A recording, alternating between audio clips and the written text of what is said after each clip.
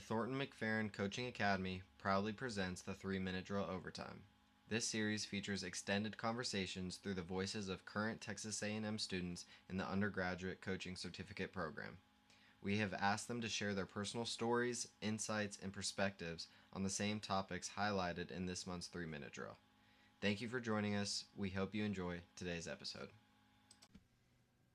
Howdy, and welcome back to the 3-Minute Drill Overtime. I am your host, Lindsay Killingsworth, and today I am joined by one of our students, Braden Mobley. Welcome, Braden. Howdy, everyone. So let's get the conversation started. Braden, just give us a quick rundown of some stats. Where are you from? What's your major? And what got you into the coaching profession? So I am from Nacogdoches, Texas. I'm a junior sport management major with a minor in secondary education. And I'd say what really got me into coaching was having some great coaches throughout high school, as well as coaching a 6th grade PE class my senior year of high school. Really inspired me to get into the profession. Oh, I love that. I'm a former 6th grade PE teacher myself. So you're in our certificate program. We require you to do several hours in the field, get some real world hands-on experience. So talk to us about where you have done your field experiences and just in general, how has that impacted your coaching career at this age? This whole semester I have been at Welborn Middle School. I was first started off with their football program, so that ended a couple weeks ago. And now we're moving on into their strength conditioning and their off-season programs, which I'll continue to help out with throughout the rest of the year. And I'd say it's really helped me learn a basis of coaching, kind of just how practices are scheduled, how to do the laundry, and kind of the simple things that may be overlooked. I am somewhat of the guinea pig, but I also get to learn a lot about coaching, and I have a lot of free will, I guess, especially during football season. Yeah, so I love that. It's all those other duties as assigned that you're like, you never saw your own coach do it, but all of a sudden it automatically, magically got done all the time. Excellent. So are you getting to work with you said you're doing a couple different sports, but are you working with a variety of coaches, like an entire coaching staff? What has that been like, having mentor coaches help you? Yes, I've had a variety of different people I've worked with that have really worked all over. Our head coach, Coach Owens, he's been a head baseball coach. He was a defensive coordinator in high school, and now he's the head boys coordinator. I really learned a lot from him, but then there are some other coaches there, like Coach Hall, the cross-country coach. He's really taught me a good amount with some of the more conditioning part of strength conditioning. Then, obviously, there have been a couple other coaches that have taught me a lot about football and off-season and just coaching as a whole. Excellent. So let's get into this month's topic, which is cultivating sportsmanship. So when you hear the word sportsmanship, how do you define that word? I feel like sportsmanship is really a mix of having kind of integrity, really discipline, as well as I feel like energy with sportsmanship is really good, because being energetic and being very sportsmanlike towards your own teammates and your team, I feel like contributes to having good sportsmanship. And then same thing kind of with the discipline and integrity. Got to be disciplined in kind of high pressure moments or moments where you may let your emotions get the better of you. So do you remember when you were younger, maybe when you were an athlete, did your coaches talk about sportsmanship? Did they emphasize it? Do you remember them modeling it for you in any way? Yeah, I'd say so. Kind of just like simple things like, not trying to tear your teammates down, not trying to argue with the coaches or the officials. They always said, that's our job. Let us worry about it. And talking about the officials. So I feel like I really saw that growing up, things like that. They really taught sportsmanship a lot. Okay, so you said you coached football this fall. Obviously, as a football coach, you're going to do football drills and you are going to do game situations for football. Did y'all ever incorporate anything to practice sportsmanship? And what I mean by that is, I can remember when I was a young coach, and I actually would make my players practice what we would do at the end of a game. We would line up. This is how you line up. This is how you shake the other team's hand or fist bump. You can say good job. You can say good game. So do y'all ever incorporate any maybe scenarios or drills in your practices to emphasize sportsmanship? I'd say the main thing that we do is whenever we're running through like our team or pace periods, whichever coach is spotting the ball, they make it an emphasis to tell the players to hand the ball to us, not Mm. throw it, because we do not want you throwing a ball at a ref, because that's Yeah. kind of disrespectful. So Yeah, they will yeah. physically hand it to us, and if they do throw it, it will be thrown right back at them, and they will walk it back to us.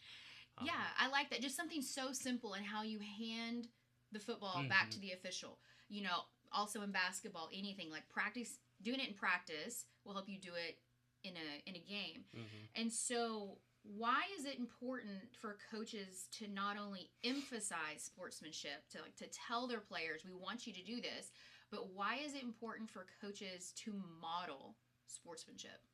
Well, I feel like a lot of the times, especially in like middle school with the younger people, those kids really look up to the coaches and they model after us. So if they see their coach sitting there yelling at a ref, they're going to be like, well, it's okay if we yell at the Yeah. ref. But if we bite our tongues, because trust me, there are plenty of times we want to sit there and yell at the ref, then they'll actually sit and be quiet on the sidelines because we're not worried about it. Then they shouldn't be worried about it. Yes. And so, okay, so to piggyback off of that, how can coaches balance the competitiveness? Because sports are, they're emotional, right? We get excited, we want to win, high pressure situations. So how do we balance this competitiveness that we want to hang on to, but still promote respect for our opponents and respect for the officials in the game? How do coaches balance that? Well, I feel like it's really just like I said earlier about the discipline aspect of sportsmanship, because if you're disciplined enough to not sit there and yell at an official or say anything to an Mm-hmm. opponent or an opposing coach, then you're still going to be able to be competitive and be disciplined and still be able to fight, or not fight, play with energy, Mm-hmm. without letting it overtake you and maybe doing or saying something you shouldn't. Yeah. So our topic last month was respect under pressure, which ties really nicely to this month's conversation on sportsmanship. And you've kind of already hit on this, how cultivating competitive sportsmanship, helps in these high pressure moments. Is there anything that maybe you have seen a coach do to help them in those moments? Like, for example, for me, when I was a coach and I would get really upset, I had a bad habit of slamming my clipboard down, right? Because I was emotional. So I just stopped holding the clipboard, right? I let my assistant hold the clipboard. So have you seen anything that coaches do that help in those moments to kind of help us keep our cool under pressure? I mean, one thing I always saw whenever I was playing in sports is the coaches really had to like calm themselves, even if they got worked up. Mm-hmm. Or I remember one time our head coach or one of our coaches got a penalty for yelling at the ref, and he came and he apologized afterwards. He was like, "That's on me, guys," and he really just set that example. But then they also try and calm us down. And then we would also practice. If we're in a game or in practice and we're getting mad at each other, don't get mad at each other. I mean, keep it to yourselves. You're all teammates and friends.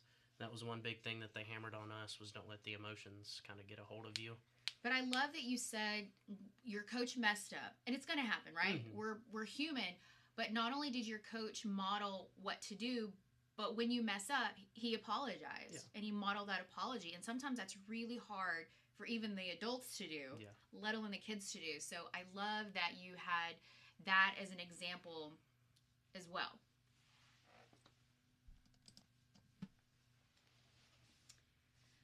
So we always like to close our conversations on the 3-minute drill overtime by looking into the future.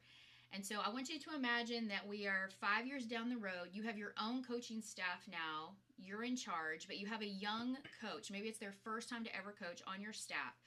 So what advice are you going to give this young coach about the importance of sportsmanship? And are you going to give them any practical tips to try themselves and then also try with their teams? I mean, I'd really say try and kind of observe how some of the other veteran coaches do it. That's because, great. I mean, they're the ones that have probably been in those situations, Uh-huh. probably made plenty of those mistakes Yes. with not knowing sportsmanship. I know for me it was kind of hard to bite my tongue sometimes, but I'd really say to do that and then probably practice doing it in practice, or Yeah, practice doing it in practice.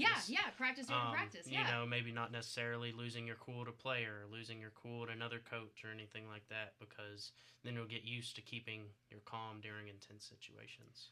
Which makes absolute sense, because we practice everything else in practice. Mm-hmm. Why would we not practice sportsmanship? Why would we not practice those same techniques to help us stay calm in those high pressure situations? So that wraps up our episode for today. A special thank you to Braden for giving us your time, sharing your insights and your wisdom. And as always, we will continue the conversation next time. Thanks and gig 'em. That's a wrap for this episode of the 3-Minute Drill. Big thanks for tuning in, and a huge shout out to Mrs. Dorothy McFerrin and her family for their generous support of the Thornton-McFerrin Coaching Academy. Keep coaching, and we'll see you next time.